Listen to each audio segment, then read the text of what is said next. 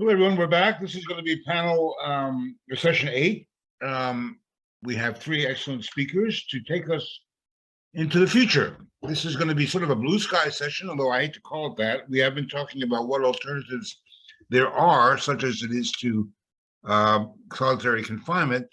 And that would include, of course, any measure of revising the whole notion of solitary, not just necessarily eliminating it, but giving it a different structure, different guidelines.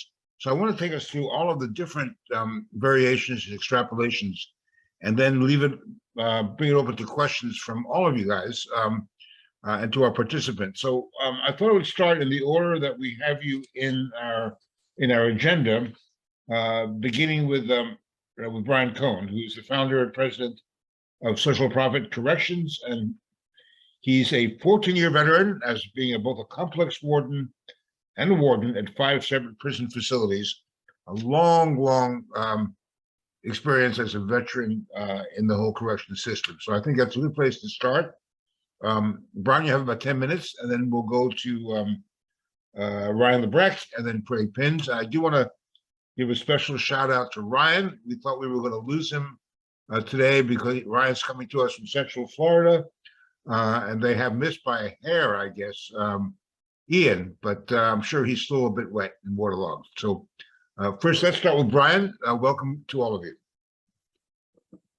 Well, good afternoon, everybody, and thank you for inviting me to be on the panel today, and I appreciate you and everyone's time.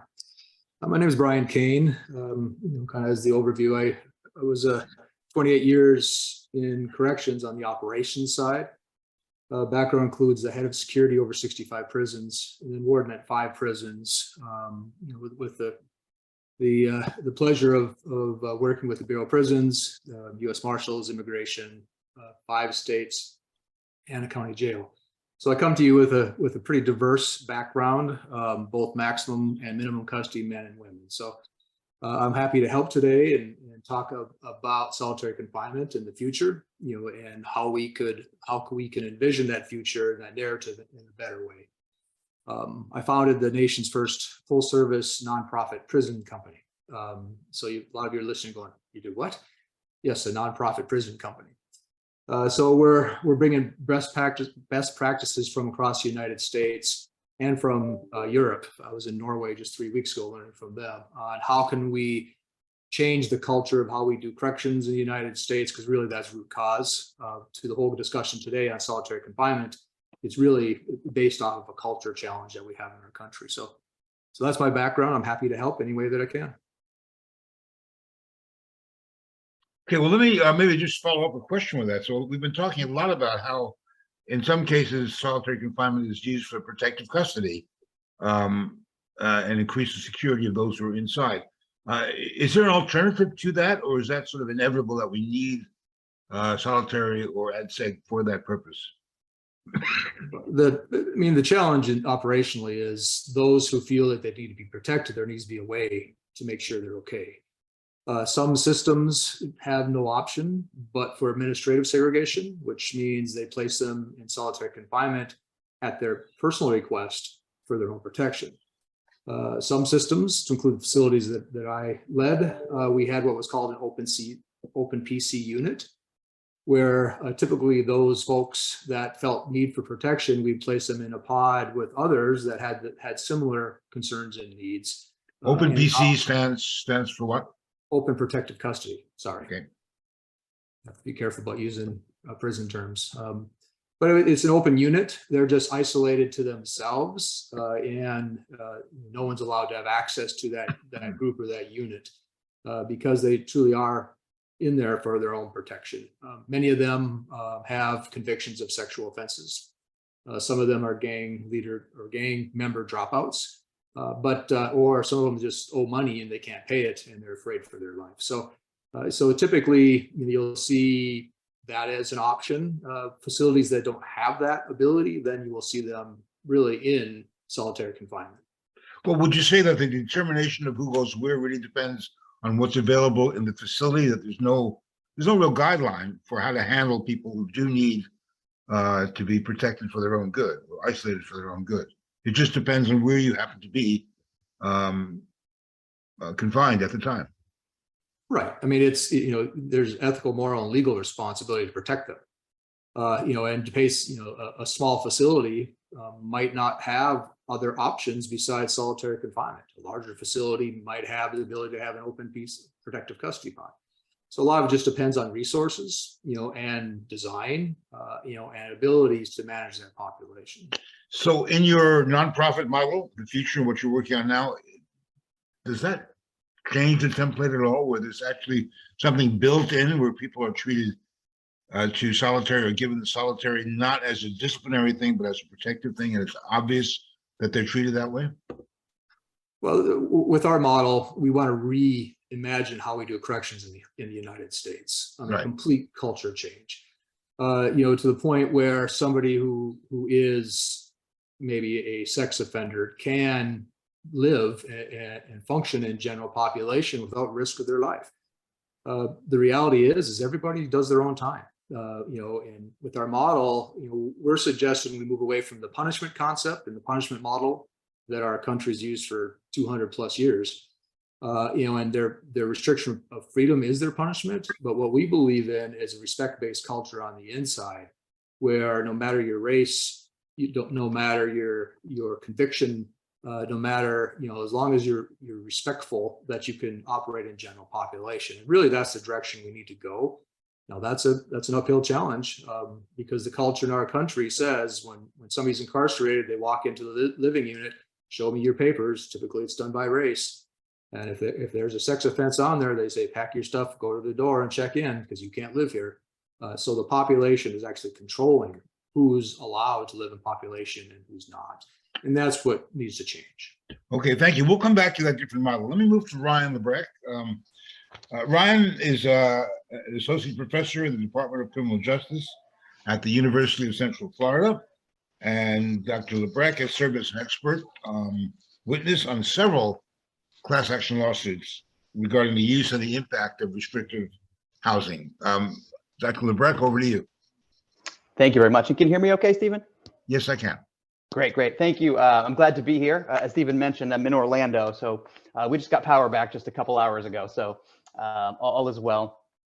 As Stephen mentioned, I'm currently an associate professor at University of Central Florida. However, as of Monday, I'm going to be taking over a new position as a senior justice researcher for RTI International. Very excited about that move. By way of background, I received my Ph.D. in criminal justice after serving for a decade in the field, working as a CO, a mental health counselor, probation parole officer. And as you can imagine, my research has a very applied focus. And that has to do with, at the end of the day, what I want to do with my research is assist correctional agencies in implementing evidence-based practices and strategies that can help improve offender well-being and to decrease criminal behavior. So the focus of my scholarship has always been two-pronged, to provide objective and methodologically rigorous evaluations of correctional policies and practices, and then to be able to transfer that knowledge to practitioners, administrators, and other policymakers. So notably, in regards to today's conversation, a large body of my research has focused on the use and impact of restrictive housing. And on this topic, I've published more than 25 peer-reviewed articles and given more than 20 academic and professional presentations. My research has been funded by NIJ, the Bureau of Justice Assistance, and the Charles Koch Foundation.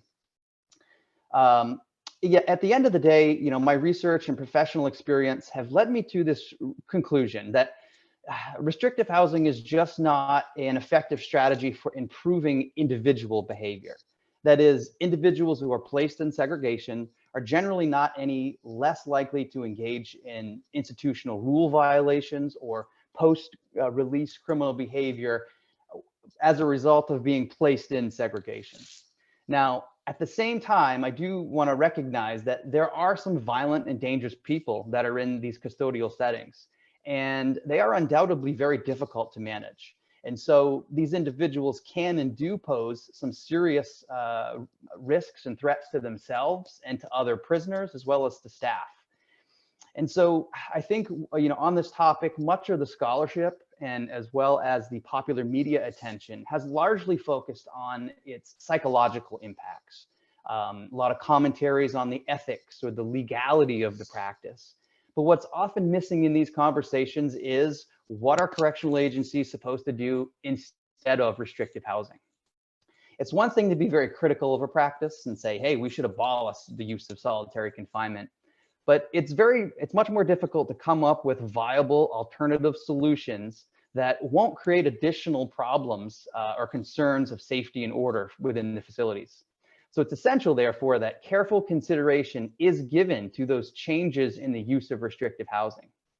I believe if an agency were just one day to decide everyone that's in restrictive housing is now going to go to the general population without any sort of transition plan in place, that could have some dire consequences.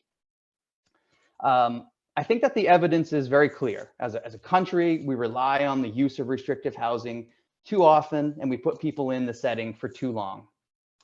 Correctional leaders, therefore, they have to take this issue seriously and develop strategies that can reduce the use of such confinement in a way that don't increase violence and disorder within those facilities. And so in keeping with the theme of this panel, which is on the future of prisons without solitary cells, I would submit that there are 4 ways in which correctional agencies can address this issue. The first is to address the on-ramps, right? What I mean by that is agencies can tighten the guidelines for what qualifies for a placement into segregation. I don't think many people would argue that if somebody engages in a minor nonviolent rule violation, that they should be placed in segregation for a long period of time. So these placement criteria can be changed. They're man-made. The second approach would be to address the off-ramps, or how do people get out of segregation? So many of the concerns about the use of restrictive housing have to do with the lengths of time that people spend in isolation. And so policies can and should be put in place to have reasonable time limits on the length of stay that people remain in isolation. And there also should be reasonable ways for people to earn their way out of segregation through good behavior. Now, the third way is to alter the environment itself. There's nothing that says that the way we use restrictive housing today has to remain. You can easily add more out of cell time, more social interaction, greater access to rehabilitative programming. One of the things that continues to baffle me in US corrections is that we have a group of people in restrictive housing. They're arguably the highest risk and most in need of treatment services, yet because they're in restrictive housing, they're the least likely to get those needed services and interventions. So the programs that we give to them, however, shouldn't just be the easy, generic, one-size-fits-all, self-guided packets that they do individually in the cell alone. We need to draw on the evidence-based knowledge of the cognitive behavioral interventions that target their unique risk and needs that can help improve their behavior.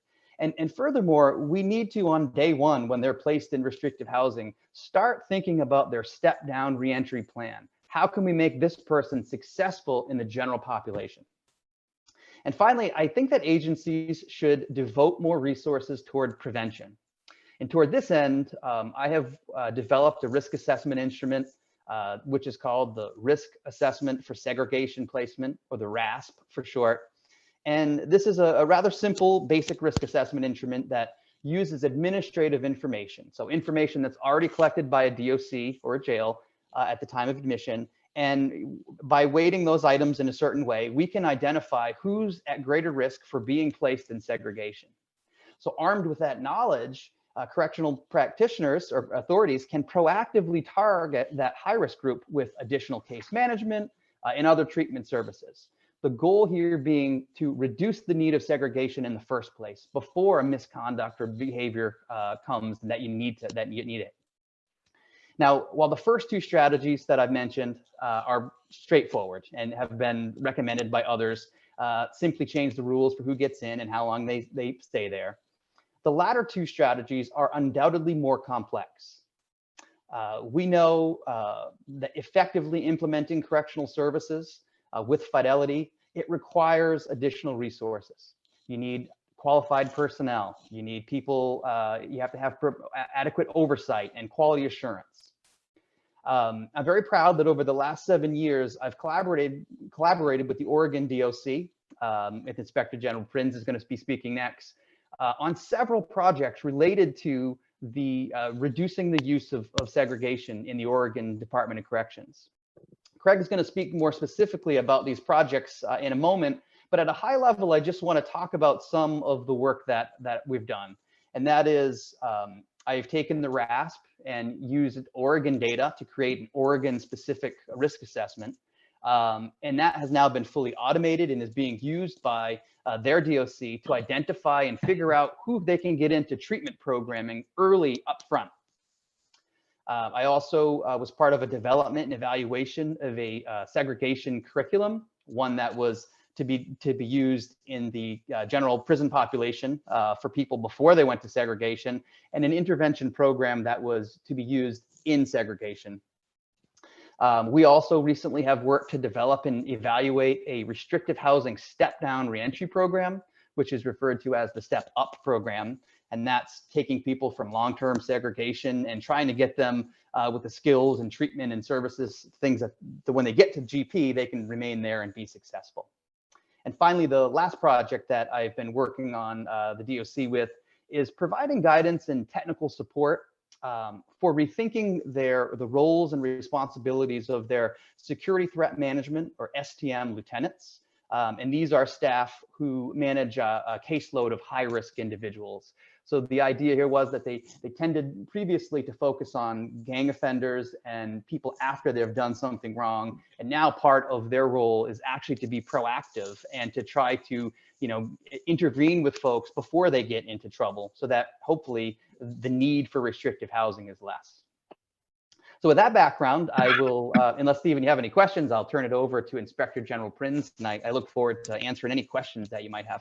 Yeah, well, I do have lots of questions. There's a lot of rich material there that cries out for questions. But before we go to them, I noticed Craig was shaking his head quite a lot. So I think it's, as Ryan said, I think classically, you're the guy who's going to respond to some of the ideas and the models that Ryan has laid out. Craig, as Ryan said, is the Inspector General for the Oregon Department of Corrections. And before doing that, he was a research director for the Pew Charitable Trust Public Safety Performance Project in Washington, D.C., which everyone well knows about. And he spent a decade in various criminal justice roles in Oregon. So, Craig, over to you. I mean, I take it that you've been working closely with Ryan with his model. Does it work for you? Has it worked in Oregon? Yeah. Thanks, Stephen. So first of all, thanks for the intro. I'm calling in. I'm glad Ryan was able to call in from Florida. I was worried that Brian and I would be handling this panel. So Ryan, we're so glad you're safe and you're able to get on the call. I'm calling in from Oregon's largest prison, which is called Snake River Correctional Institution. It houses about 3,000 folks right on the border of Oregon and Idaho.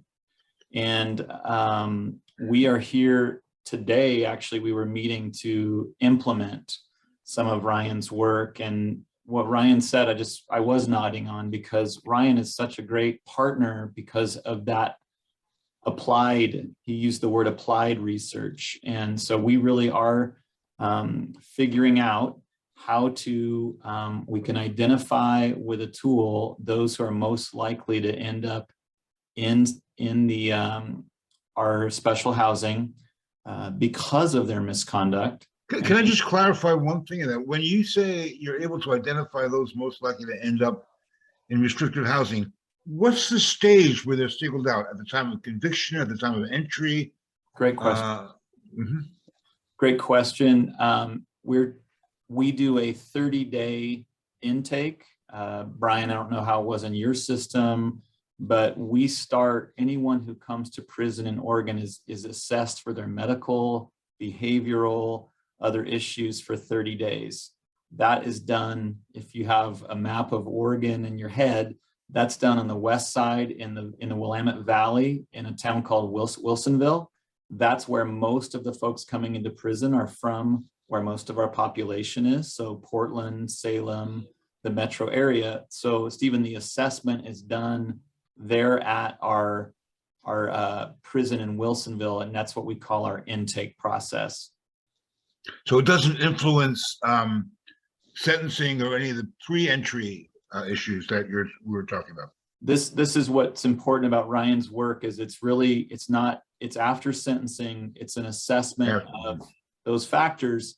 Ryan is able to help us to predict who are the ones that are truly the highest risk to engage in this really significant misconduct, hurting other people, selling drugs, doing the things that are really disruptive to the institutions. The numbers that were really compelling for us is Ryan said, if I give you the 6% who are the highest risk with this assessment, they engage in over 33% of the serious misconduct.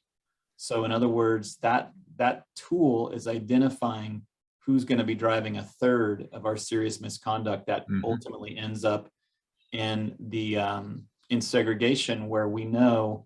I was also nodding at what Ryan was saying about, segregation works as a tool to keep institutions safe, but it's not good for changing behavior. We all are aware of the negative impacts on mental health, significantly for this serious mentally ill. We've already made a lot of those changes in that area, but we still need to maintain the institutional safety.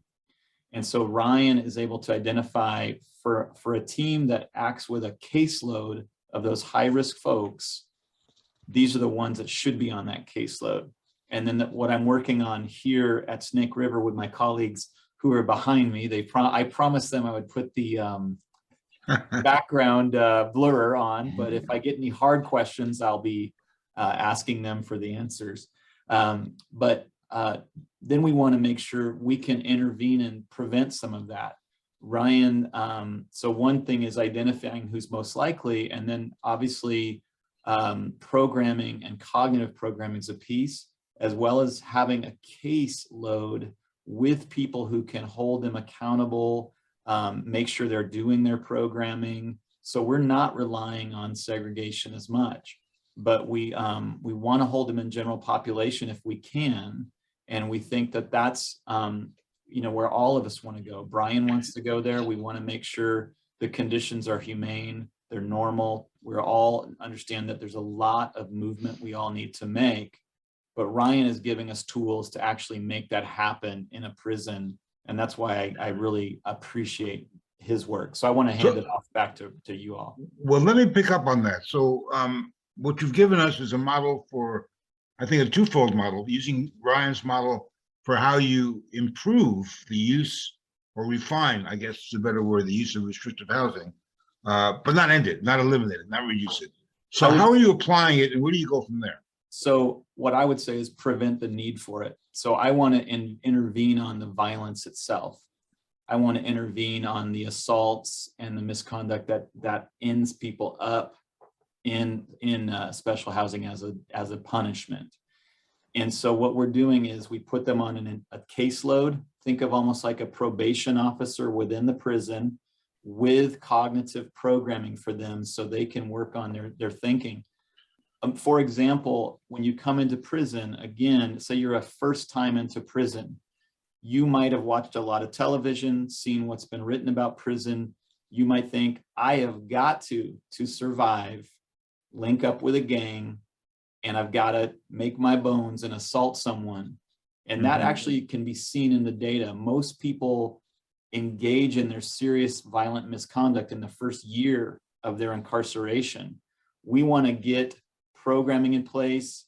We want to have a caseload to say, you don't need to do that. There is a way in Oregon to do this and do it safely without engaging in that misconduct. So it's an interesting concept. Most of the people, many of the people that I've talked to that we've dealt with who are put into restricted housing, particularly young people, often say exactly that, if I'm going to survive inside, I've got to show pretty clearly who I am. I've got to do that kind of behavior, violent or whatever, that's going to keep me alive. And that's also going to get them into restrictive housing. So in a way, by tagging them or identifying them as risks for being put in restrictive housing, aren't you then establishing restrictive housing as the ultimate disciplinary tool, which is what people are saying it should not be, or may have to be in some cases. And I want to turn to Brian to ask his opinion on that as well. But maybe if you could respond, Craig, first, and then I'll go to Brian. Yeah, I mean, I think this is an iterative process. Brian talked about the culture of prison for the staff and the folks in prison is fairly different from, you know, the culture outside in the community. It's a profoundly different environment. So yes, we are saying, I wouldn't use the term label. We are saying we can identify and we can then try to intervene and say, you don't have to do it this way. We have a lot of folks who are gang affiliated, for example, who we try to have walk in general population with people from other gang affiliations. We're pretty successful with that.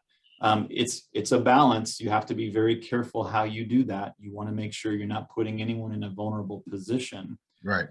We also, Oregon's prison population, I think, is pretty unique in that we house in prison mostly person crimes, people who have committed crimes and are serving a sentence because they've either sexually abused or hurt another person. Our prison population is 78% person crimes. So many of our prisons, if you think about it, half the folks in that prison are there and they've been convicted of a sexual offense. So we're trying to change some of the culture and say, we can run this in general population. We can acknowledge your gang affiliation, but we say, we don't want you to engage in the misconduct. We care about your behavior. We want to support that good behavior. We don't want to use segregation. You don't want to use segregation.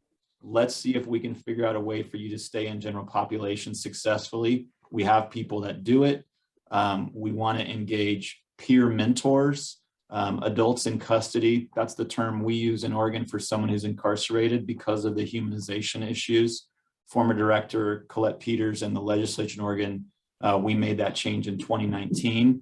We want to see if we can work together to meet the goal of, we want you to be in the least confining space possible, general population. It's a challenge. It's not easy, but that's what Ryan's giving us the tools to try to do.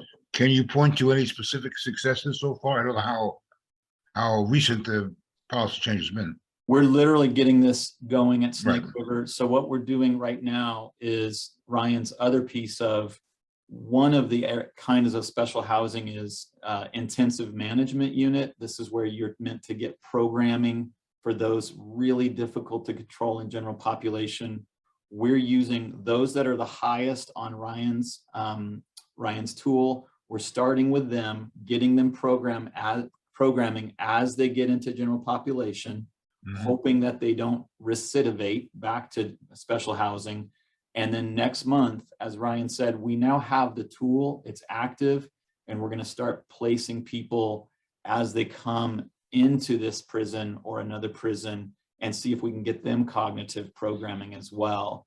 And you, Stephen, you had said, you know, this is typically a young, violent person who has their own conception of what they need to do, and there's strong influences on them on how they need to live life in prison.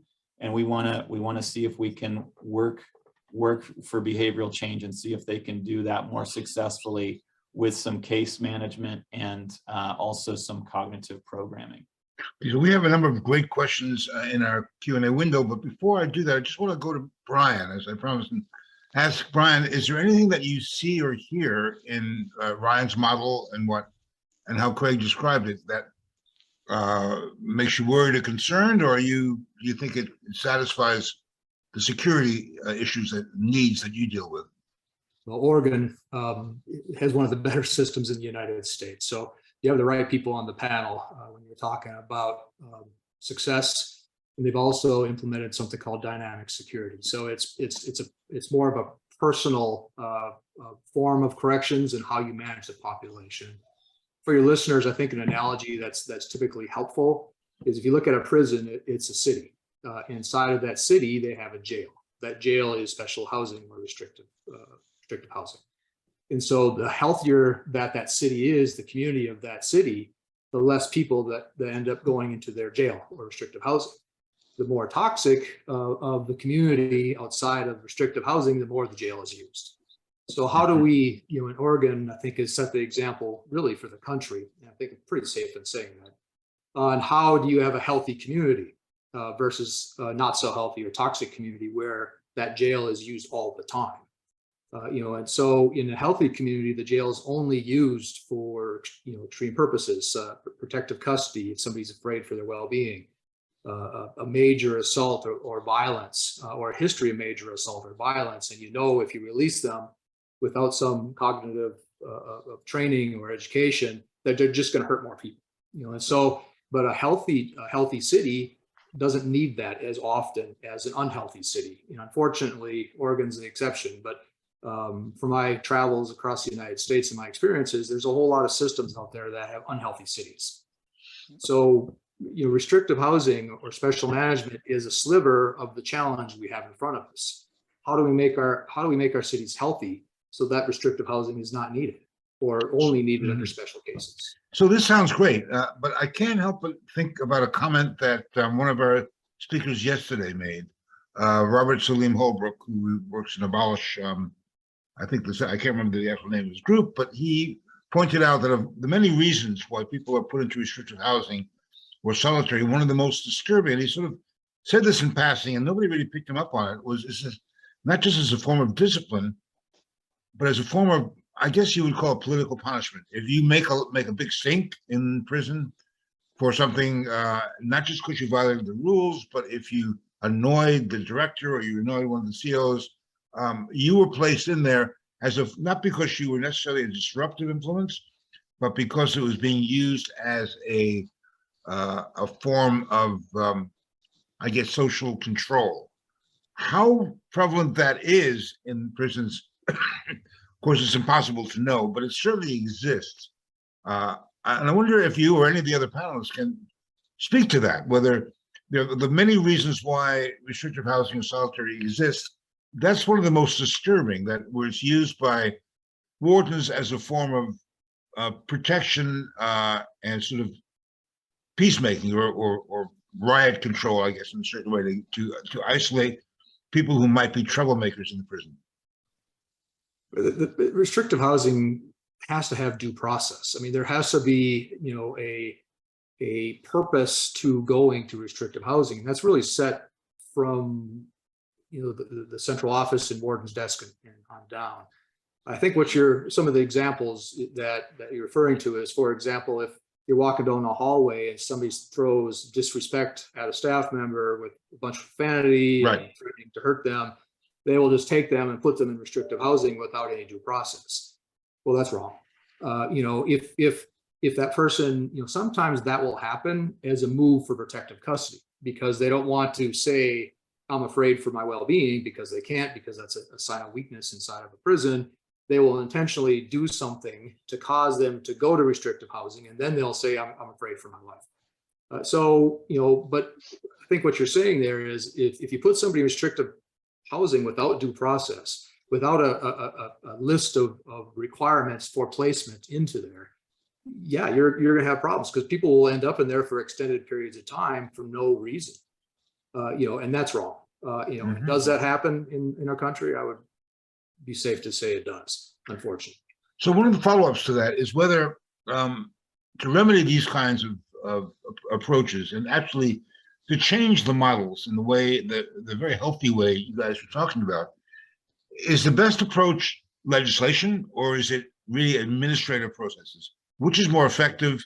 We've been concentrating in the last 2 days on new legislation that's coming through, the new landscape, but it may not get anywhere because people can either listen to the legislation or ignore it or whatever. They can't necessarily ignore administrative rules. So anybody can answer that. Go ahead, Ryan. Sure. I was going to start. I think both are important. That certainly legislation, where appropriate. The problem is that a lot of the legislation seeks to just simply abolish the practice without any ready-made solution. So I'm more of a incremental sort of gains, and that is, you got to educate the prison staff and the administrators and policymakers to do things that work. So you can do what like Oregon has done. They've reduced their population. Even before I started working with them, they chopped their population down by half Now many of those folks were the easy ones that they got rid of. So what remained in restrictive housing now are the more difficult cases.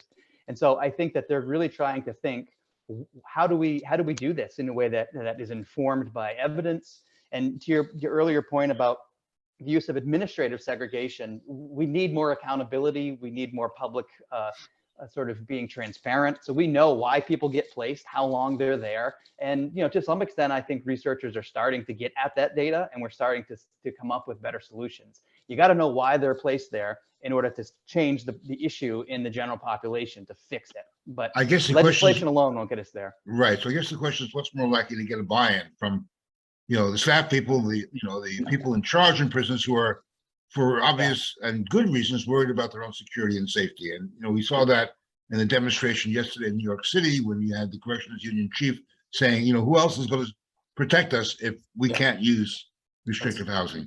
Stephen, Anyone? Yeah. I Ray, think, go ahead. I mean, I think in one sense, I want to say it's a false dilemma to say it's either or. We have to partner incremental cultural change. Our staff have significant concerns that we need to respond to. And we need to talk about what alternative tools we're going to give them so they can, as using Brian's model, to keep the city safe that they work in every day and that folks live in for a significant part of their lives. And so I think as an administrator, I'm going to lean towards incremental change and making sure it's done safely and done with the buy-in of our staff. The last thing I want is our staff to feel like they are not protected, so they're doing some kind of informal action, taking matters into their own hands. Brian articulated due process as part of this system. We have hearings officers who write a misconduct, review a misconduct report, an opportunity to respond, an opportunity to call witnesses. That's a hallmark of using segregation, other than when it's done in a short-term emergency situation. So I think there's an opportunity for the journalists, hopefully I'm still on this call. I know we're the last panel on the last day. I hope there's some journalists still on this call to say it's not an either or. We need to come together and work together to actually change this system. And we need legislators, we need scientists, we need advocates, and we need practitioners, and we need to work together with what we do know. And I think there's a real piece for journalists to weave that together so that we're not in this, which is it going to be, push-pull. Well, that's great. I want to get back to that. We have some really excellent questions from the journalists who actually, which actually address each of the points that we've been making. Let me start with a question from Chandra Bazelko, who asked in particular Ryan about his comment about due process. And she says, I'm quoting her question now, there really isn't any process unless you're facing 6 months in solitary. And she says, even Daniel Manville, a professor at MSU Law and the only expert on prison discipline, admits as much. So she says, what are you talking about, Mr. Ryan, when you say due process?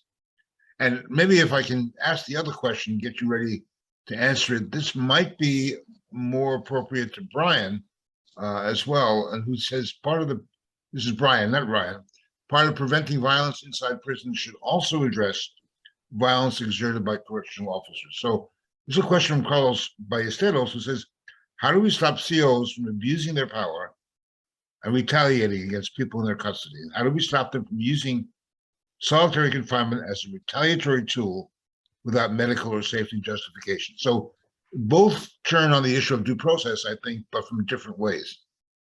And we have a third question, but I'll get to that in a second. Well, correctional officers typically don't have the authority to put somebody in restrictive housing. It has to go to the senior security person that's responsible for the shift that day. So, there has to be protocol, there has to be requirements, there has to be a culture where you de-escalate and you manage relationships, and you don't manage by force or the easy way out of, I don't want to deal with you, therefore I'm placing you in restrictive housing today. So there are accountability measures in corrections, so that a correctional officer would have that kind of authority over another human being. So there are processes in place. Also, the administrative staff have to approve those that are placed in restrictive housing. So when they come into work the next day, they have to review who's there and why. and it's their responsibility as ethical leaders to ensure that only those that absolutely need to be in there, and there is no other possible way to manage that person, that they're released, that they're not remaining in there. For example, somebody gets into a fight over the microwave because somebody cuts a line, which is something that happens. That those two might be placed in restrictive housing to see, investigate why were they fighting. If the investigation shows it was a typical respect issue, they might release them out of restrictive housing, putting them in two different pods. Then we go back to due process, where the hearing officer takes a look at the facts, the videos, the reports that are written up, and decide what's going to happen punishment-wise. Now, what is the minimum level that we can correct that behavior? Is that restrictive housing? Maybe, hopefully not. Or is it loss of telephone time or commissary privileges or another way to manage that behavior to prevent them from harming another person again? So, so when we talk about due process, that's what we're talking about. Now, I know there are stories where that doesn't happen, and I'm not here to say it doesn't. That's an unhealthy city, and so we really need to show, and we need to move forward on implementing more of a dynamic security principle. I know it's a fancy word for the listeners, but it's a way where we allow the staff and the population, the officers and the population, to have a professional connection, so they're helpers and not just security.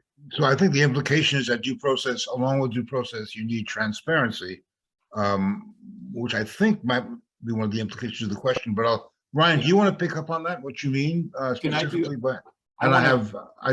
Yes, Craig, go ahead. I wanted to, and I'm looking at, and Carlos, I can't see all of your last name, but I think it's a great question. So accountability goes both ways, I think, is what Carlos is articulating. So if we had a CO, for example, who is instigating violence, revving someone up, I'm the inspector general, and we have investigators that would basically be you would say internal affairs, who would be in reviewing that misconduct. Everything's on camera, right? Including our staff's behavior.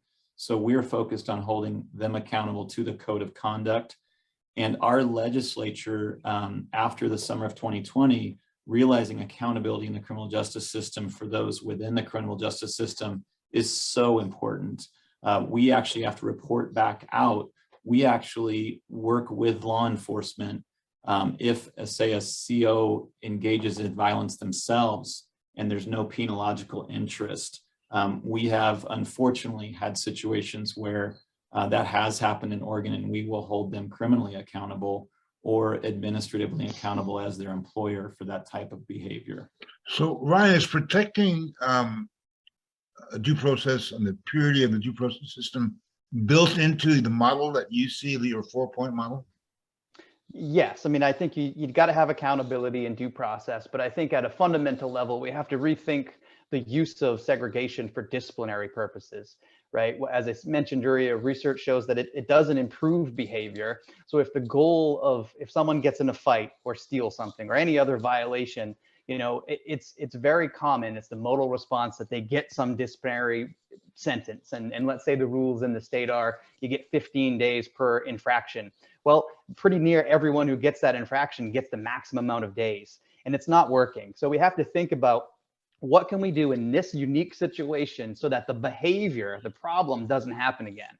Maybe you can take away commissary, or you can do some other thing. You can restrict something at a lower level. There's got to be options, maybe getting them into programming or moving their cell. There's other things that we can do with the goal of improving behavior, because relying on just having that one tool in the toolbox, which is the hammer of disciplinary segregation, does not work. Because when they get in there, they often get in more trouble, and then they extend their stay, and we have all sorts of issues. So it really starts with looking at the problem and trying to address it in a reasonable way based on what we know works to improve behavior, and not just assuming that segregation will get you where you want to go.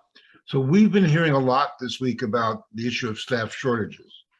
And I wonder if all three of you could address the issue. One of the questioners asked for your advice on how you can replicate the best practices you're talking about and getting staff to buy in when you have these nationwide staffing shortages plus cuts to staffing budgets. And, you know, he or she, as an anonymous attendee, points out that you have the media at the same time perpetuating a narrative of correction staff as villains. So, you know, part of the answer to the question I'd like to hear from you is what the media can do that it's not doing now. I mean, what does it get wrong? What does it get right about reporting on disciplinary segregation inside institutions?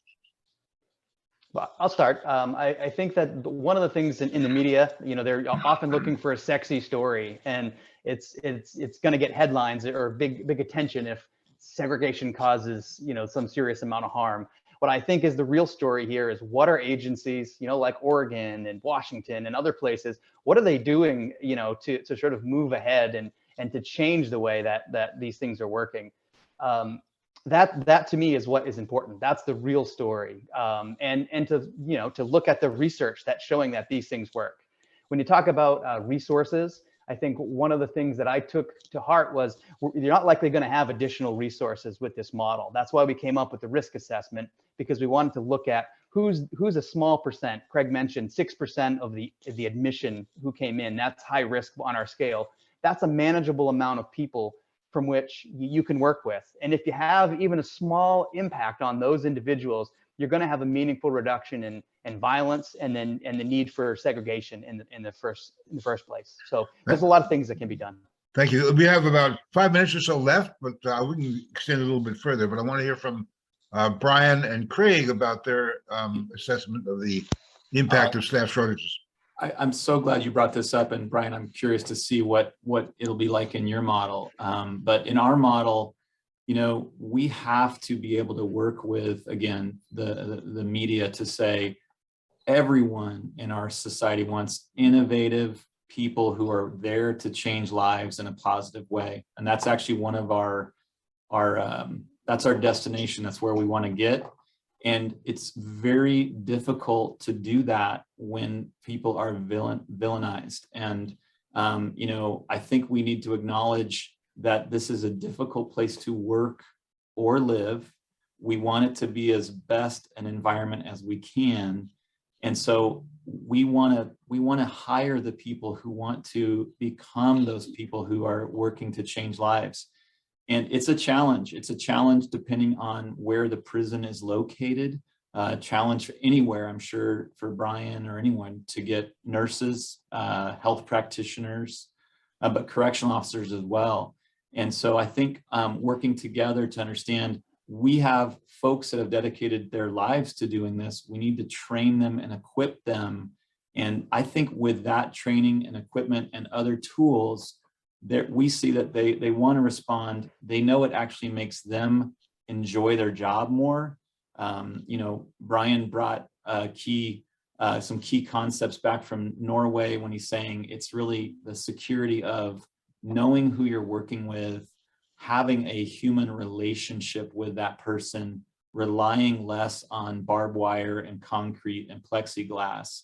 And that takes a significant cultural change. But I think most correctional professionals want to be a part of that change, and they want to make this environment more humane. It's so much to ask when they are pulling double shifts to be engaged and innovative when they're pulling a 16-hour shift when they come to work. And so I think there's a lot of room for a partnership, but that's what I would say is help us hire the people who want to be part of the future. If I can just say parenthetically before Brian responds, that we have found in our own conferences and programs over the years that if there's any group of law enforcement players in the system, in our justice system, who's been villainized more than police and has had more misunderstanding about what they do and why they do it than police, it's corrections officers. And we've heard that constantly from corrections officer staff, from the union heads, and it's become a refrain. So you're mentioning that is very important, but it's very hard to write about them as a journalist because they're often almost impossible to connect with. They don't want to talk for whatever reasons, and even for us to get them inside a conference room like this one, virtual room, it's been very difficult. So it's got to be 6 and 1, half dozen of the other situation. So Brian, over to you. Excellent points. I mean, the reality when you look at the culture of corrections is correctional officers aren't allowed to talk to media. Wardens aren't allowed to talk to the media. It's by policy without permission forbidden. So, it's, I hate to use the term secret society, but in many ways that is corrections. And that has to change. When we talk about going back to the officer question, and I saw an advertisement last week. Department of Corrections was advertising for an officer. They had a female officer on a tower overlooking the yard with a rifle, talking about the pay is good and the benefits are great. I've seen that movie. I said, you don't get that. That we have to understand that we need to bring purpose to the profession. The younger generation specifically doesn't care about that. They care about how do we help?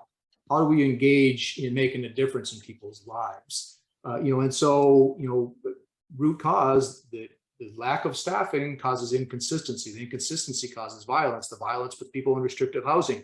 All of this equals a higher recidivism rate. So, the first challenge that we have to address in our country is how do we bring team members on board within corrections? With our model, again, we're rebuilding it from bottom up. Security isn't just security in our model. It's security, it's social worker and coach. So you still enforce the rules, but you're an encourager to help the population become, take advantage of opportunities and be better. But until we learn that, until we make that town healthy culture-wise, all the problems that our country has in corrections is only going to get worse. Okay, we have literally 1 minute left.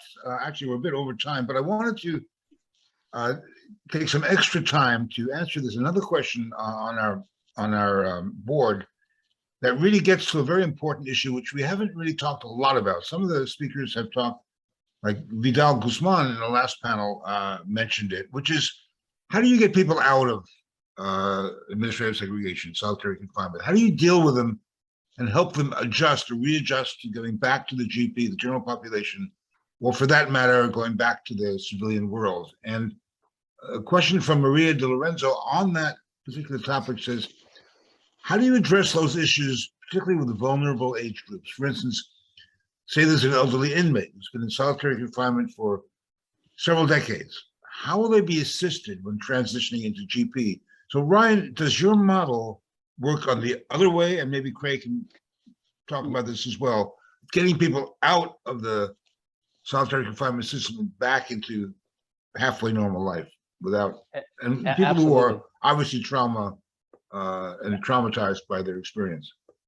Absolutely. And I would say, first off, I hope that we don't have, we would reduce the number of people who spend decades, generally, and that just shouldn't happen. I know that there are people that this occurs to, but I think, like I mentioned at the onset, which is you got to start transitioning, from day one. If they're in administrative segregation for some reason, the plan should be, how do we get this person to be successful on the main line? And so I think that one of the programs that we're in the midst of evaluating is that Step Up program. So you take those people who are in long-term segregation, you give them increasing time out of cell, able to interact with, at first, just one other AIC, and they're playing games and they're doing things and there's programming. And so they kind of earn their way into more freedom. And, it hasn't got to the point, but I also think, you take someone from segregation, let them walk down and eat a meal with the general population and come back to their cell, and so that there's a smooth transition. It's kind of like if you mirror the reentry work that gets done in prison. Most of the treatment that gets offered is at the end of their stay to try to get them to be successful in the community. We need to mirror that from restrictive housing to be able to say, how can, what do you need to be successful in the general population? And that's going to differ. And that's where corrections has a hard time. We tend to try to be black and white. Everybody gets the same thing. But the reality is each person, and someone who's very old or very young, they may have different issues to address. But that really is the case management that needs to occur. And I think it has to do with these step down or step up reentry programs and start those early. There's no reason to keep someone in for longer than need be. It's not behooving anybody, including security staff. Right. A statistic that Representative Trone yesterday mentioned really still sits with me, something that's very disturbing. He said that the research shows, he didn't specify the research, that someone who's been in solitary has a 50% more likely chance of recidivating than someone who's just coming out of the general population and back into the civilian world. So that suggests that the trauma that you experience is criminogenic. I mean, it sets you further down the line to, down the pipeline of constant involvement with the justice system. There, I would just, again, I don't think that segregation is used as a reason to minimize criminal risk, but we have to keep in mind that type of research, right? There's a reason why you get placed in segregation.